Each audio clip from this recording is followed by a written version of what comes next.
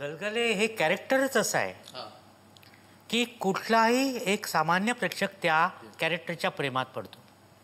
आणि जेव्हा असं कॅरेक्टर एक अतिशय कॉम्पिटंट आणि प्रतिभावान कलाकार करतो तेव्हा ते कॅरेक्टर एवढं उभारून येतं की मला असं वाटतं प्रत्येक कोणीही त्याच्या प्रेमातच पडेल. आणि जेव्हा मी अगदी पहिल्यांदा बघायला गेलो होते तेव्हा आज जाऊन मी त्याला मुद्दाम सांगून आलो की अरे क्या बात है गलगले तूच. मी आयुष्यात कधीच कोणाची कॉपी केलेली नाहीये.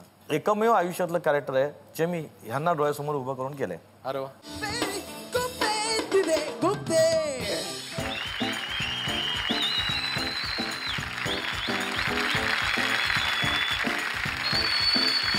गुप्ते तिथे गुप्तेच्या या दुसऱ्या सेगमेंटमध्ये मी अवधूत गुप्ते तुम्हा सर्वांचं आणि तुम्हा दोघा हसऱ्या चेहऱ्यांचं हसतमुख स्वागत करतो.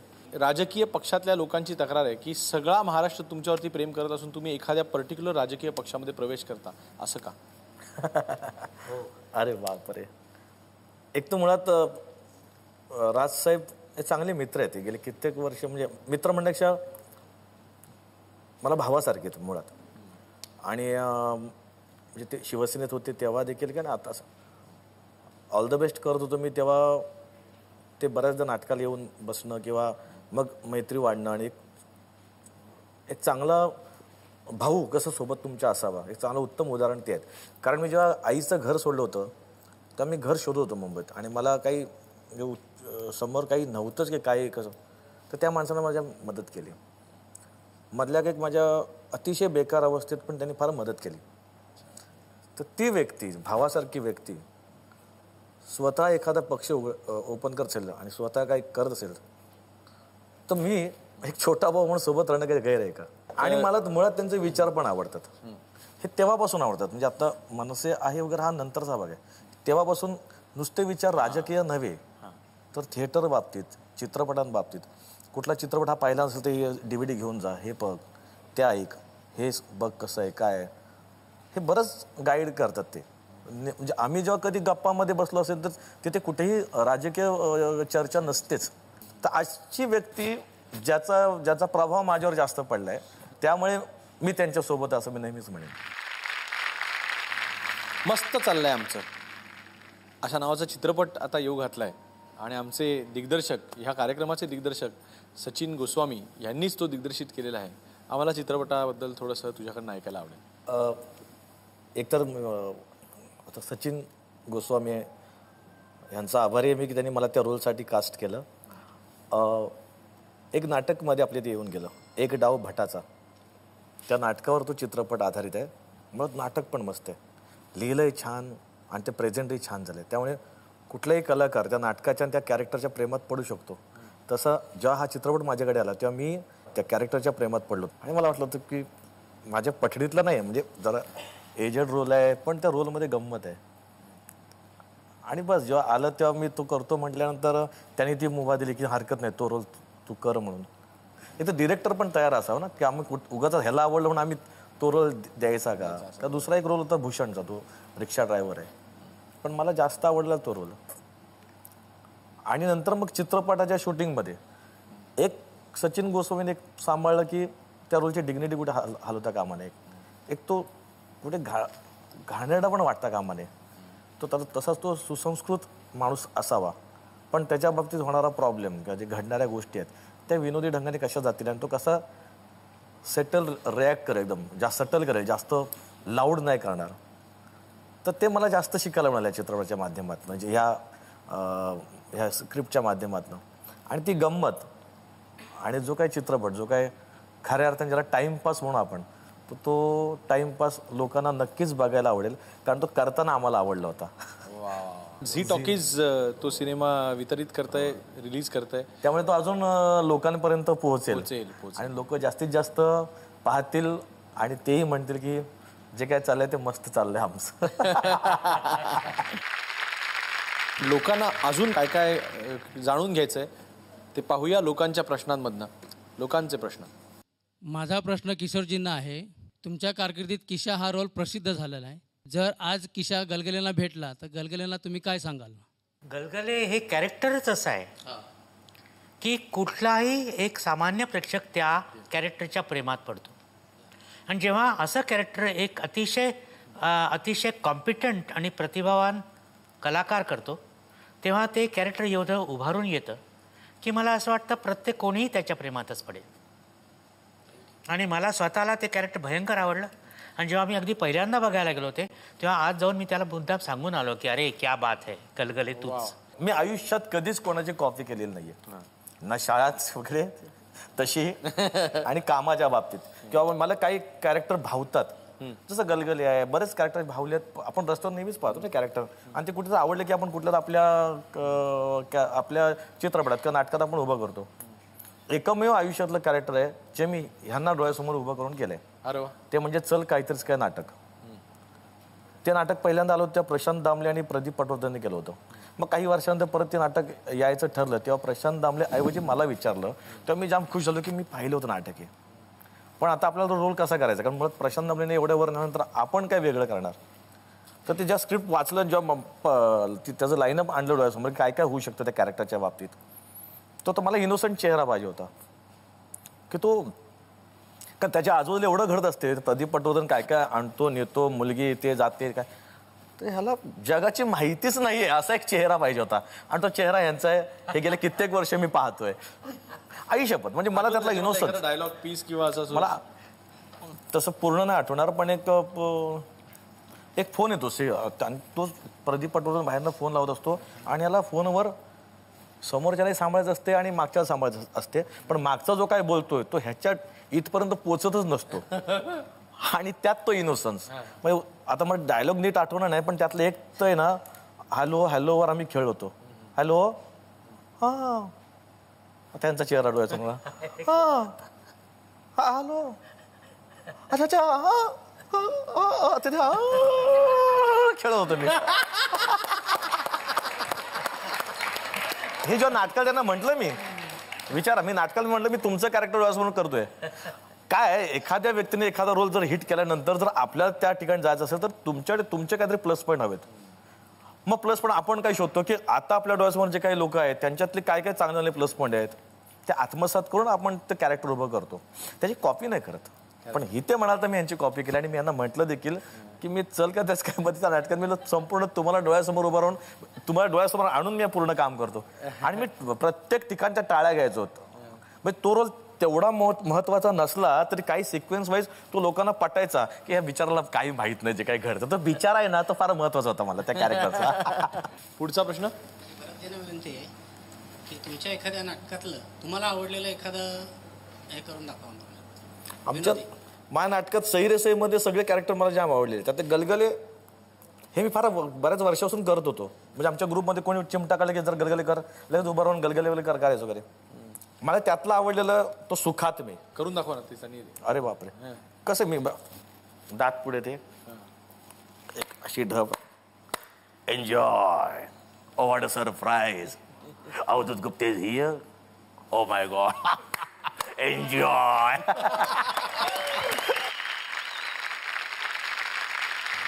चला पुढचा प्रश्न किंवा विनंती किशोरजींना.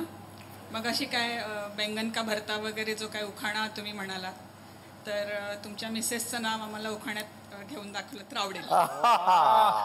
वा वा.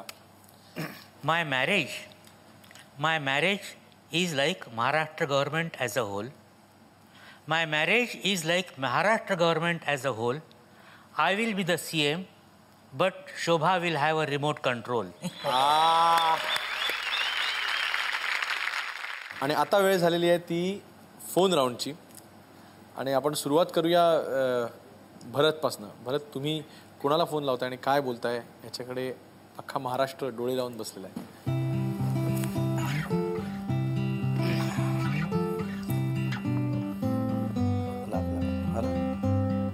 हा, चार्ली चॅपलिन साहेब आहेत. हॅलो हॅलो, हा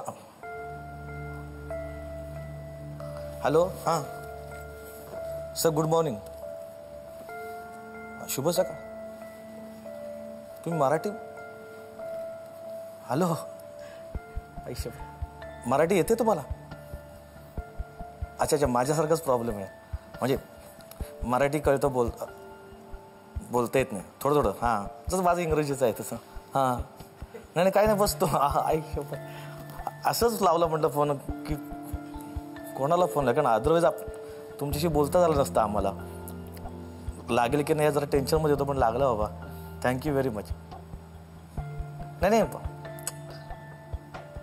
अहो आता जे काय आम्ही आता सगळे करत आहोत ना विनोदाच्या माध्यमातून, ते सगळं तुम्ही दिलेलंच आहे, ते पुढे पुढे नेतो आम्ही. हां थँक्यू फोनवर बोलल्याबद्दल. हॅलो हां नाही पण तुमच्यानंतर सांगू का, खरा तसा चेहरा आम्हाला सापडला तो आमच्या मातीतले आमचे दादा कोंडके साहेब. हां भेटलं ते ना, लक्षा मामा काय म्हणताय.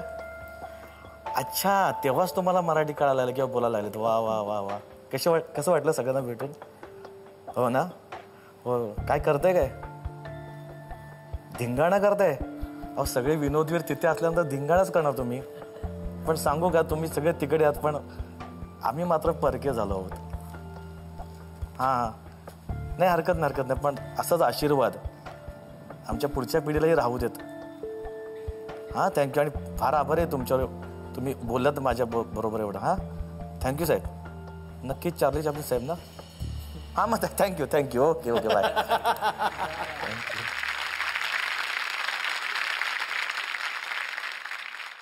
आणि over to Kishor Pradhan. Hello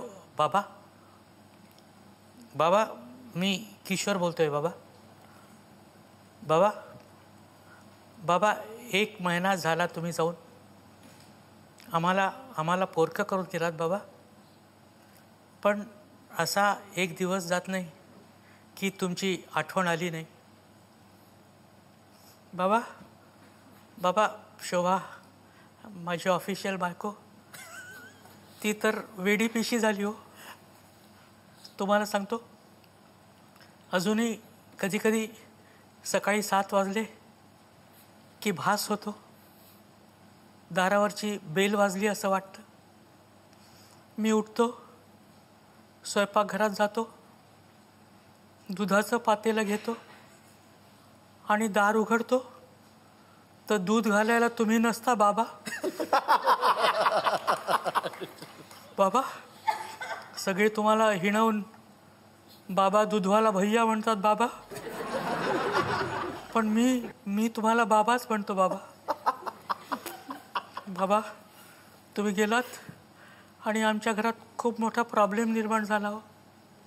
कसं काय त्याच्यातून बाहेर पडावं कळत नाही, म्हणून मन मोकळं करायला तुम्हाला फोन केला बाबा.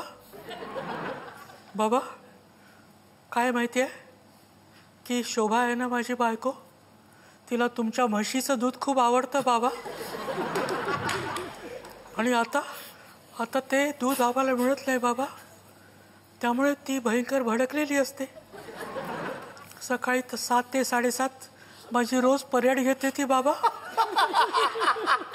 तुम्ही काही कामाचे नाही असं मला सांगते बाबा, आणि मी खाली मान घालून निमूटपणे ऐकून घेतो आणि ती सकाळच्या दुसऱ्या कार्यक्रमाला जाण्याची वाट पाहतो बाबा.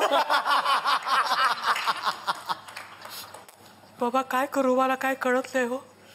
अहो आमच्या घरातली भांडणं इतकी वाढली आहेत बाबा की मी शेवटी ठरवलं की करोडो रुपये खर्च झाले तरी चालतील, पण तुमची म्हैस विकत घ्यायची बाबा. आणि बाबा तसं आमच्याकडे काही प्रॉब्लेम नाही, आमच्याकडे एक ॲडिशनल बेडरूम सुद्धा आहे बाबा. म्हणून मग मी बाबीकडे म्हणजे तुमच्या मिसेसकडे गेलो बाबा, पण त्यांनी अद्वा तद्वा बोलून मला घालवून लावलं बाबा. आणि मी कदाचित तुमची म्हैस चोरून नेईन म्हणून म्हैस आसामला पाठवली बाबा. मग मी त्यांना खूप विनवण्या केल्या. त्यांना सांगितलं की आमच्या बायकोला कोणतीच म्हैस पसंत पडत नाही, प्लीज तुमची म्हैस नसेल तर तुमची म्हैसीचे स्पेसिफिकेशन्स तरी द्या, म्हणजे मी तशी दुसरी म्हैस शोधून काढतो बाबा. मग त्यांनी मला स्पेसिफिकेशन्स दिले आणि शेवटी मला ती म्हैस मिळाली बाबा. पण शेवटी आम्हाला कळलं की ती म्हैस नसून रेडा होता बाबा.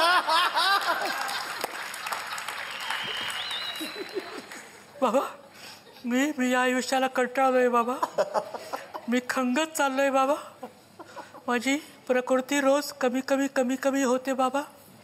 हळूहळू मी न दिसता माझे फक्त कपडे दिसतील बाबा. तेव्हा बाबा माझं देवाकडे एकच मागणं आहे की देवा, जे झालं ते झालं, तुझ्याही हातून चुका होतात, पण बाबा मला देवा, मला पुढचा जन्म जो देशील तो बाबा तुमच्या म्हशीच्या पोटाला द्या बाबा. बाबा आता मी फोन ठेवतो, मला म्हशी शोधायला जायचंय बाबा. नमस्कार बाबा, नमस्कार.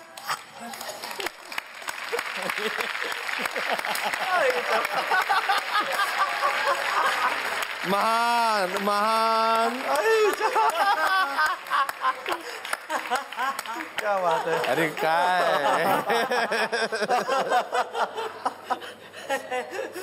देवा. थांबा, पण आता इथे तुम्हाला सोडणार नाही. तुम्हाला ना फायरमध्ये पकडायला आमच्याकडे पुढचा राऊंड असतो आणि त्याचं नाव आहे रॅपिड फायर राऊंड.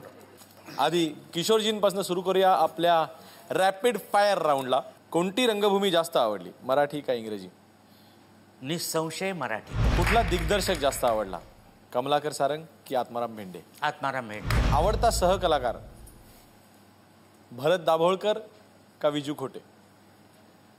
विजू खोटे. आवडती नटी करीना कपूर का विद्या बालन? करीना कपूर. आवडता चित्रपट जब वी मेट का लगे रहो मुन्ना भाई? लगे रहो मुन्ना भाई. आणि rapid fire for Bharat Jadhav. Ready? आवडता लेखक गुरु ठाकूर का केदार शिंदे? केदार. आवडता अभिनेता मकरंद अनासपुरे का सिद्धार्थ जाधव? दोघेही. कोणता निर्माता लकी आहे, सुधीर भट का लता नार्वेकर? लकी आहे. लक फॅक्टर आपण पकडू नये असं माझं म्हणणं. तुम्ही काय देता आणि काय लोक पाहता. मग तसं सुधीर भटांचे किंवा लताबाईंचे बाकीचे नाटकं चालली असते. दोन्ही निर्मात्यांच्या मधला दुवा माझं ते आहे की सही रे सही लकी, की जेणेकरून ज्यावर माझं करिअर उभं राहिलं. तर माझ्यासाठी म्हणाल तर सही रे सही हे नाटकच लकी आहे. स्टाईल आयकॉन अंकुश चौधरी का महेश मांजरेकर? अंकुशला जास्त मार्क देईन मी. महेश तसा हिंदीत पण वावरलाय महेश मांजरेकर. आवडती फिल्म झिंगचिक झिंग का शिक्षणाच्या आईचा गो? दोन्ही आहे यार, दोन्ही. आणि आज आता हा कार्यक्रम संपवत असताना तुम्हाला काहीतरी मी परफॉर्म करून दाखवण्याची विनंती करतो, कारण तशी पद्धत आहे, आम्ही तसं सोडत नाही. मी ठीक आहे असं गाणं म्हणतो की ज्याच्या एकही अक्षर मला कळत नाही. जेव्हा मी टाटा इन्स्टिट्यूट सोशल सायन्सेसमध्ये होतो, म्हणजे 1960, तेव्हा आमच्या इन्स्टिट्यूटचा 25वा वर्धापन दिन झाला होता. आणि त्यावेळेला मी एक बंगाली गाणं म्हटलं होतं आणि माझी एक बंगाली मैत्रीण होती आणि तिने मला ते शिकवलं होतं. हे धितम धितम बोले ए मादोले तांतोले ए आनंदोल्लासे आकाश भरे जो छोनाय आय रे आय लगन बोहे जाय मैं गुर गुर को रे चांदर शिमानाय पारुल बोंडा के चंप छुटे जाय बोरगिरा शाभा के कमर बेदोनाय आय रे आय रे आय.